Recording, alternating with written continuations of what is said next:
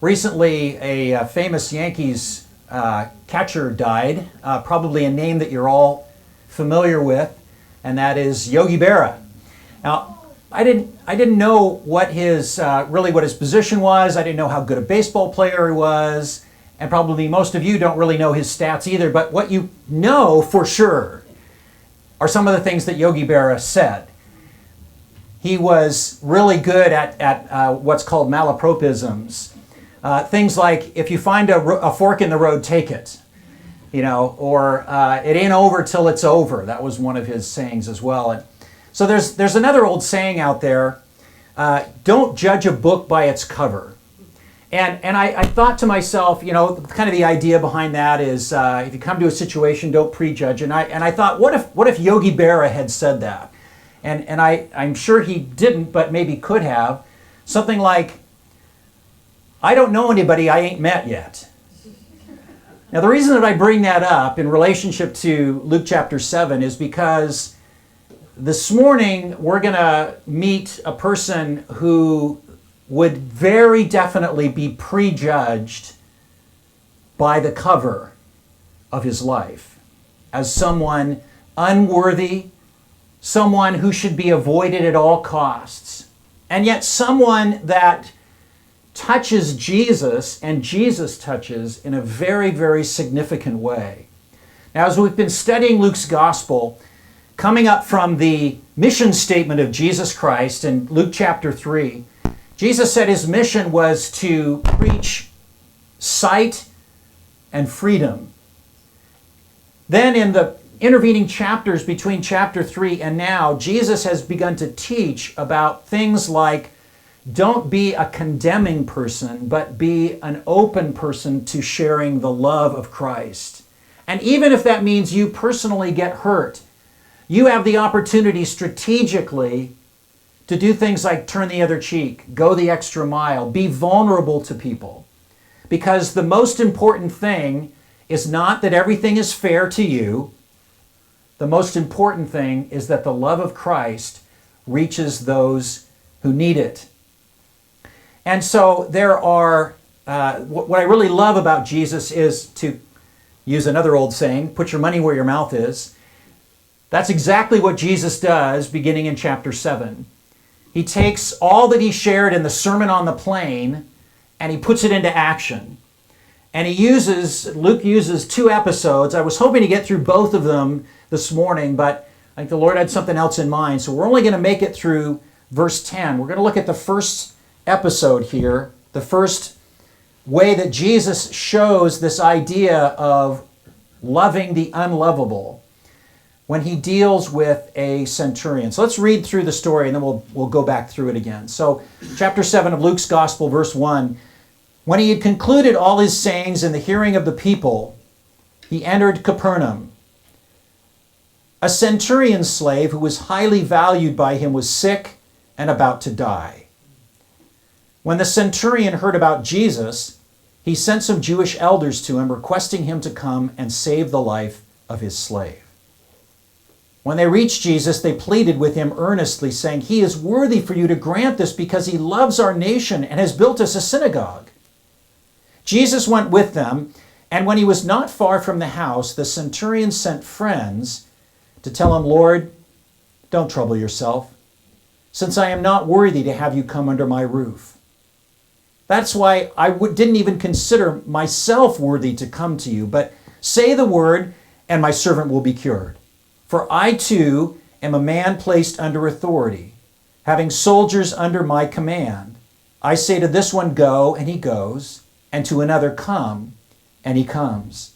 And to my slave, do this, and he does it." Jesus heard this and was amazed at him, and turning to the crowd following him, said, "I tell you, I have not found so great a faith even in Israel." When those who had been sent returned to the house, they found the slave in good health. Quite an amazing story. It's one of my faves in the Gospels. And we talk about centurions. Centurions, let me give you a little bit of background about centurions. They were actually pretty well-paid soldiers in the Roman army. They made 20 times the wage of an average soldier. They were also very loyal as Roman citizens go. They were placed in command of 100 soldiers, and then each one of those centurions, and of course you know the word century, 100, that's where we get that. Each one of those were part of a very large Roman legion. Now there were lots of centurions in Palestine when Jesus walked the earth. Their role was to keep peace. And in revolt-prone Israel, that was not necessarily an easy task. Because of that, the centurions had to get tough a lot. They would not hesitate ordering their soldiers to kill a Jew. So the centurions especially represented to the Jews their enslavement to imperial Rome. It's like they represented the boot that was placed upon the neck of Israel, and they were roundly despised. Not only could a centurion order a Roman soldier to kill someone, he could do something that was maybe even more humiliating than that. And that was to order a Jew to carry his pack for a mile. Can you imagine that? Here it is like a physical symbol of the political enslavement that Rome had put Palestine under. When here's this poor Jewish person being forced to carry the backpack of a Roman soldier for an entire mile. The centurions were not cushy officers. They didn't, take the officer training track and go to West Point or Annapolis or something like that. You got to be a centurion because, number one, you were tested in battle. So these were warriors. These were soldiers. And not only that, you also had to show your loyalty to Rome. So to become a centurion, you had to move up through the ranks and earn your place. They were battle-tested and they were tough. So I find it interesting because in the Gospels, we actually see centurions portrayed in a very different way. And there are at least 3 mentions of centurions in a very positive light when it comes to the Gospel. We see one here in Luke chapter 7. We also see this at the crucifixion of Christ. There was a centurion who was placed in charge of the crucifixion. And after Jesus died, the centurion proclaimed, "This surely was the Son of God." And then in Acts chapter 10, it is a centurion who first demonstrates that the gospel of Christ was meant not for the Jews only, but for the Gentiles as well. And so then here back in Luke chapter 7, we see that third great example of how Roman centurions, at least a few of them, were actually more open to the mission of Jesus Christ than the Jewish brethren that Christ had been sent to. Well, how did this happen?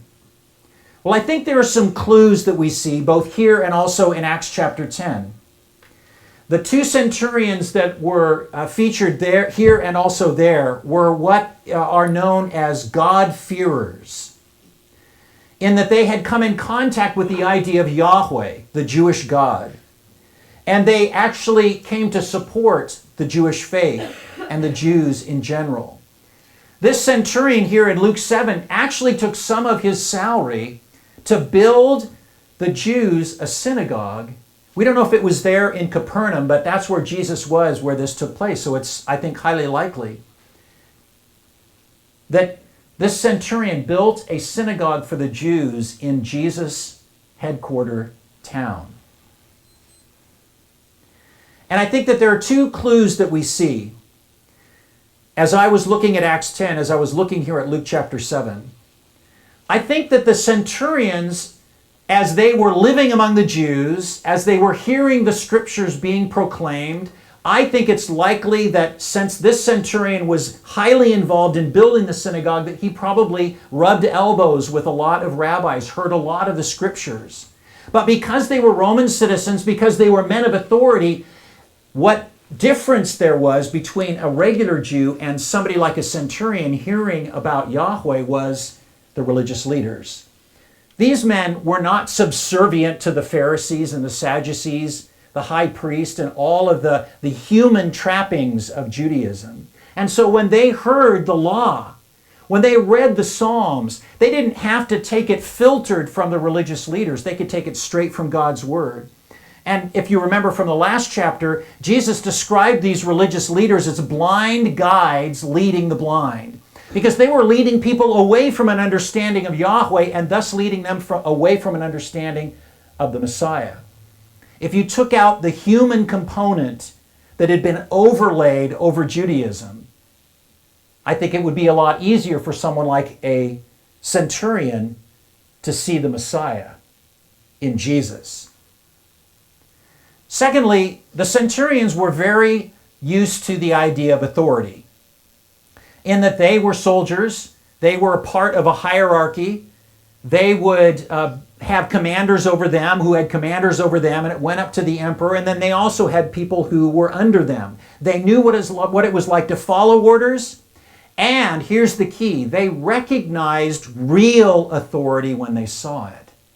So think about it. Jesus spent a lot of time in Capernaum. We've read some of the accounts of what Jesus did in these miraculous healings, in telling someone who was completely paralyzed, okay, you can get up now and walk and take your bed and go home. This centurion somehow recognized that the authority carried by Jesus Christ was something so great that he could see himself placing himself underneath that authority, the real authority.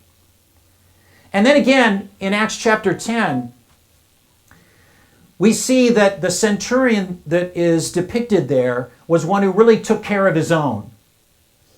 Our own military has a saying, a motto that they live by: no man left behind. We will leave no man behind.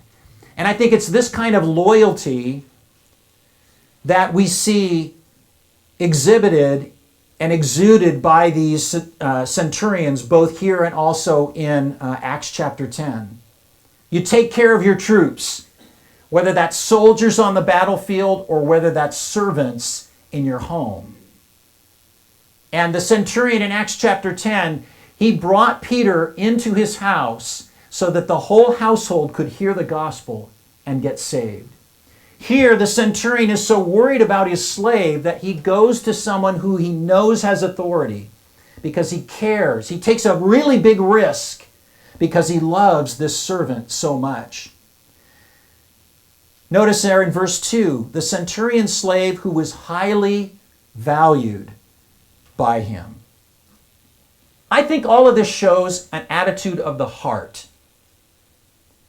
This man had a heart that was soft and pliable, not a heart that was arrogant, selfish, and self-absorbed. And I think this shows an important thing. You can be tough as nails and still have a heart that's open and pliable to God. Sometimes I think we think we have to put on this, facade, nothing reaches me, I am like a rock. But we need to let God reach us. Something in the scriptures had pricked this man's heart. He loved Yahweh, and then he saw himself placing himself under the authority of Jesus. Maybe he understood he was the Messiah, maybe he didn't, but he was definitely on the right track. So let's walk through the incident. First thing I notice here is that the centurion followed protocol. He could have done this in a very different way, He did have command over 100 soldiers. He could have said, all right, men, get your gear together. We're going to go commandeer us a healing. He could have. In fact, maybe that would have been the expected thing. Chum, chum, chum. You see the Roman soldiers, whatever. Wait, that's a different movie. And, they show up, jump, jump, jump, and they're standing there, all their shields and their swords and their spears. Jesus, I have someone in my house that needs healing. And by the show of force, you're going to come and perform that healing for me. We don't see that, do we? No, there's nothing like that. The centurion doesn't even come himself. But who does he send? This is really interesting. He sends Jewish elders. He realizes that in order to reach a respected rabbi, it's probably a good idea to send other respected rabbis. And so likely, in my mind, these elders are probably the head of the synagogue that this man built, or their friends that this man who had become a God-fearer had made. They knew his love for Yahweh. They knew his love for his slave. They were probably as worried about this slave as the centurion was. And the centurion said, I've heard there's a man who can heal. Boy, I really wish that could take place. And then he asks these elders, or maybe they even volunteered to go. Let us go to Jesus. Let us ask him to come. And the centurion thinks, yeah, that's the right protocol. That's showing respect and humility. It shows the heart of this man. So the elders come and they say, you should come and help. In verse 4, they pleaded with him earnestly, saying, he is worthy for you to grant this because he loves our nation and has built us a synagogue. It shows that the centurion himself was respected by the Jews. This wasn't an enemy of Israel. But I think it's also interesting because I don't think it was necessary. I don't think it was needed for the centurion to prove to Jesus that he was worthy. But I think it does show his heart. And when the elders came, they said, he has a slave who is highly valued. And in Matthew's gospel, it tells us that they added a little detail. They said, he is paralyzed, but in great agony. I find that interesting and actually, frankly, quite troubling to realize that you can be paralyzed. He's unable to move, and yet he's also in incredible agony and pain. You can be paralyzed and be in intense pain, and you can't do anything about it. What a horrible position that this slave finds himself in. So it's interesting because Jesus says, okay, let's go. Let's do this. And Jesus went with them, and when he was not far from the house, the centurion sent friends to tell him, Lord, don't trouble yourself, since I am not worthy to have you come under my roof. The reason that he says this is because there are two really big things that would make a Jew ceremonially unclean. One is to touch something dead. We're going to see that next time. The second would be to have contact with a Gentile. To come under the roof of a Gentile would be to make a Jew unclean. They were to have nothing to do with the Gentiles. And so I'm picturing the scene, right? The centurion is focused so much on this slave that he loves. He sends the elders to bring Jesus to heal him. And then it's like after a little while, he realizes, I can't do this. I can't ask this Jewish rabbi to come into my house. It'll make him ceremonially unclean. So he turns to some friends and he says, go tell him not to bother. Don't come, because I'm not worthy to have you come under my roof. Now, I really actually like that attitude. Not the whole thing about ceremonially unclean. What he's saying, though, is I'm not worthy to have you come. What kind of heart attitude do we have toward Jesus? I think sometimes we think, I'm saved. Jesus ought to be able to do anything. In fact, he should do anything I ask. We kind of treat him more like a genie than a master. We are no more worthy than this Roman centurion to ask Jesus to come. And yet he says, ask, seek, knock. In fact, I'm knocking at the door of your heart. If you will open that door, I will come in and I will dine with you. I will accept you. That's how great a love Jesus has. So the centurion says, don't trouble yourself. And then he goes on and makes this most outstanding or astounding statement. He says in verse 8, "For I too am a man placed under authority, having soldiers under my command. And I say to this one, go, and he goes, and to another, come, and he comes, and to my slave, do this, and he does it." He says, yeah, I know what being under authority is like. And what he's not saying here is, I'm placing myself under your authority.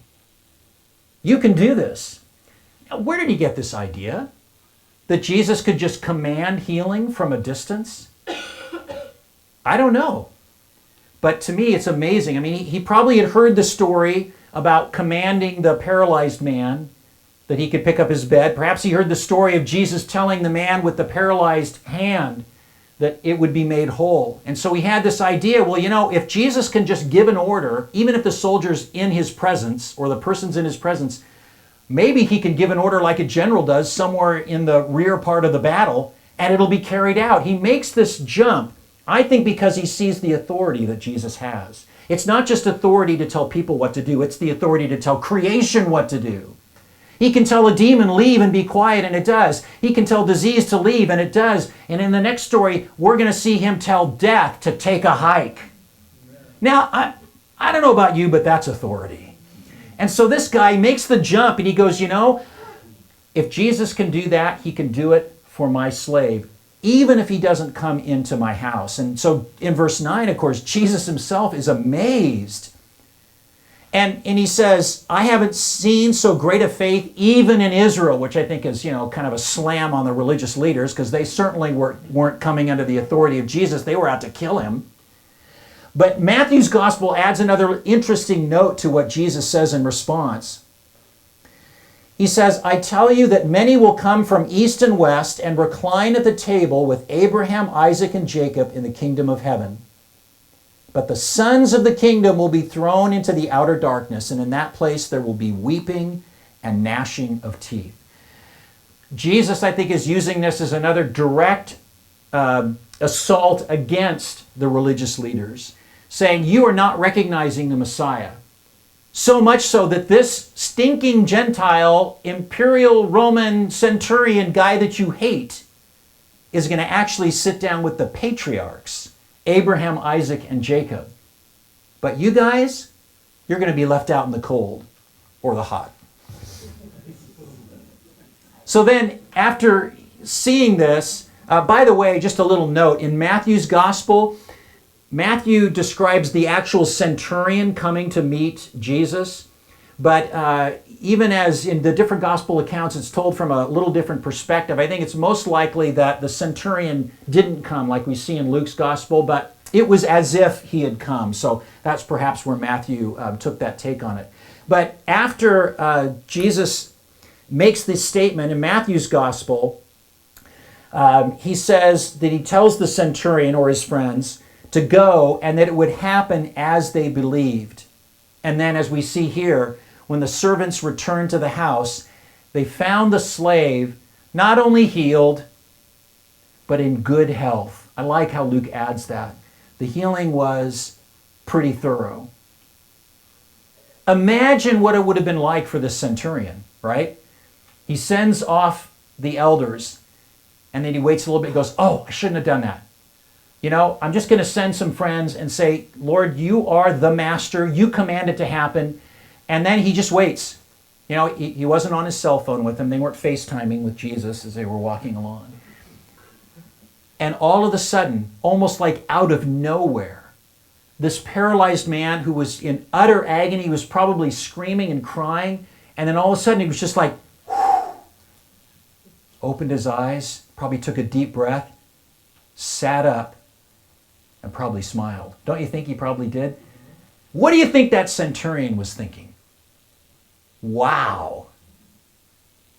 Wow. Okay, so a couple things that we get out of this that I want to leave us with. And this harkens back to my little made-up Yogi Bearism. I don't know anybody I ain't met yet.